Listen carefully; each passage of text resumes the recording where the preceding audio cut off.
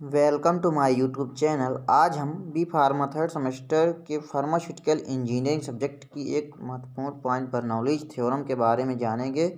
Bernoulli's theorem क्या होता है, उसका समीकरण क्या होता है, उसका एप्लीकेशन क्या होता है और लिमिटेशन क्या होता है, इसके बारे में विस्तार से जानेंगे। तो Bernoulli's theorem, according to Bernoulli's theorem the sum of the energies possessed by a flowing ideal liquid at a point is constant provided that the liquid is incompressible and non-viscous and flow in streamline.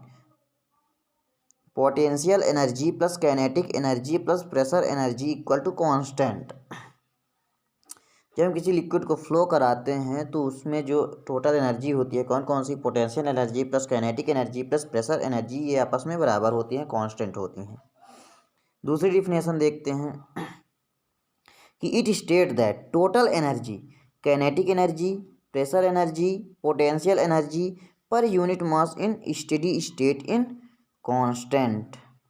Total energy होती हैं kinetic energy, pressure energy, potential energy per unit mass in steady state in constant, ये आपस में सब constant होती हैं।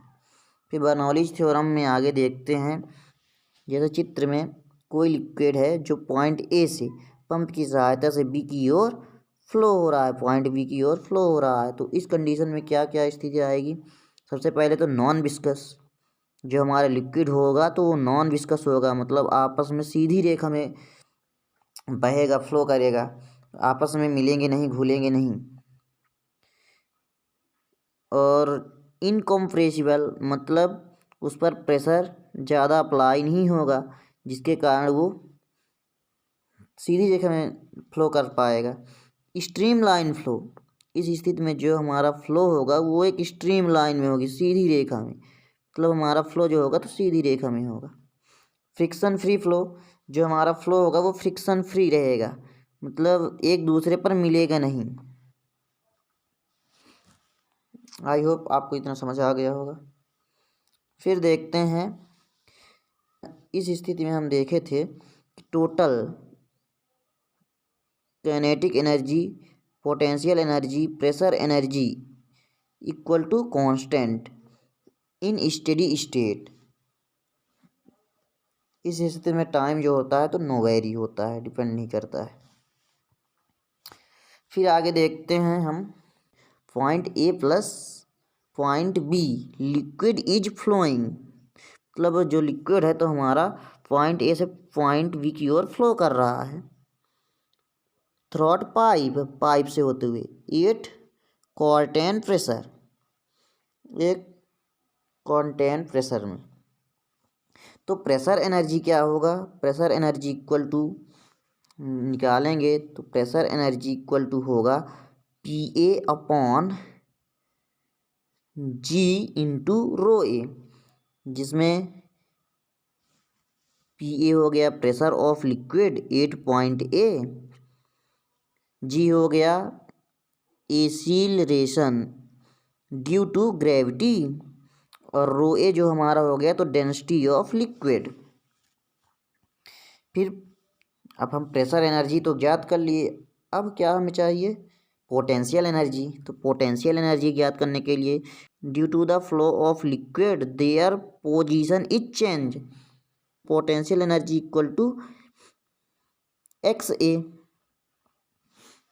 अब kinetic energy हम ज्ञात कर लेते हैं। तो काइनेटिक एनर्जी इक्वल टू क्या हो जाएगा, due to movement, motion of liquid, ये मूवमेंट लिक्विड की मूवमेंट पर निर्भर करता है, इसलिए kinetic energy equal to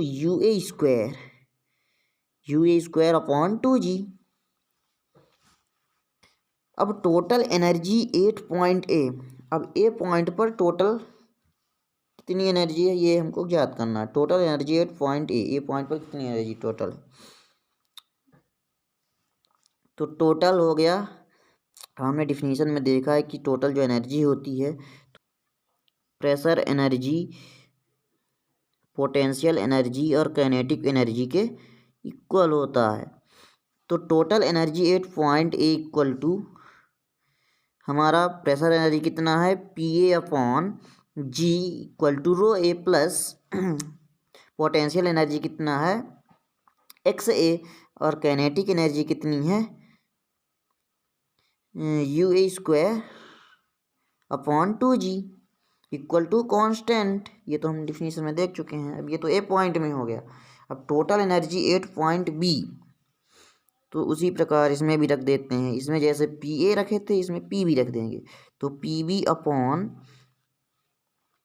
ji into rho B, जैसे उसमें रो ए था तो इसमें रो बी हो गया, प्लस एक्स ए इसमें था तो इसमें एक्स बी हो गया, प्लस यू बी स्क्वायर, अब इसमें यू ए स्क्वायर था तो इसमें यू बी स्क्वायर हो गया, और upon two G equal to constant, ये भी कॉन्स्टेंट हो गया।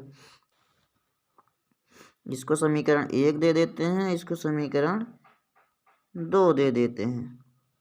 तो फ्रॉम इक्वेशन 1 एंड 2 से, समीकरण 1 और 2 से तुलना करने पर, तो समीकरण 1 में क्या था P A upon G into rho A, तो यहाँ भी लिख दिए P A upon G into rho A, plus X A था तो इसमें भी plus X A, U A square two G, U A square upon two G, तो इसमें भी U A square upon two G equal to, constant दोनों में है तो ये कम हो जाएंगे। अब इसमें इक्वल टू करके अब यहाँ पे देखते हैं P B upon G into rho B, plus X B था तो इसमें भी X B, plus U B square upon two G, तो इसमें भी U B square upon two ji.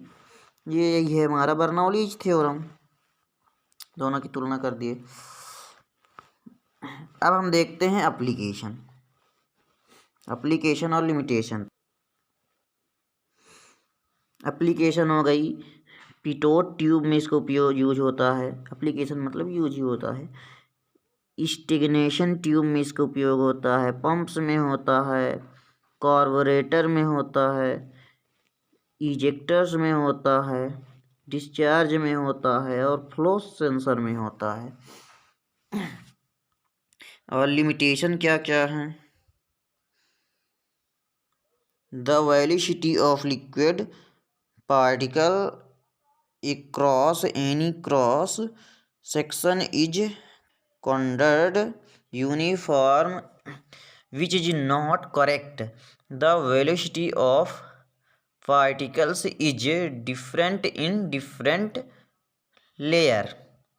The loss of energy when the liquid PS in motion is not considered while sum of kinetic energy is converted into heat and is lost। हो गया। अगर ये limitation हो गई, और अगर application ना समझ में आई हो तो इसको भी आप लिख सकते हैं एप्लीकेशन। इसका यूज छोटा सा 2 ठो है। तो इसका हो गया पहला, it is use to measure the rate of flow using orifice meter venturimeter. इसका उपयोग हम ओरिफिक मीटर और वेंट्रीमीटर में करते हैं, जो हम आगे पढ़ेंगे। दूसरा यूज हो गया, this theorem is applied in the working of centrifugal pumps, kinetic energy is converted in pressure heat. इसका उपयोग हम सेंट्रीफ्यूगल पंप में करते हैं। सो आई होप आपको ये समझ में आ गया होगा।